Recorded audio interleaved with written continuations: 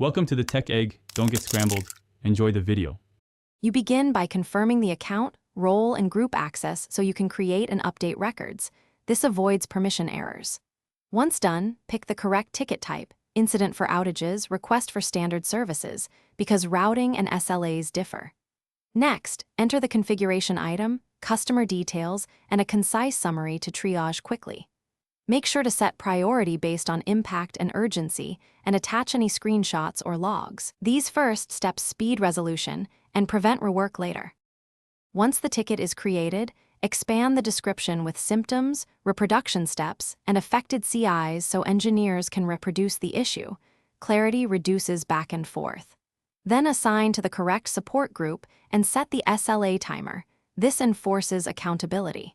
Make sure to add watchers and related records to maintain visibility. While you work, log chronological work notes and private activity entries to separate internal troubleshooting from customer updates. This preserves context and creates an audit trail for handoffs. You validate the fix by confirming the customer can perform the required actions.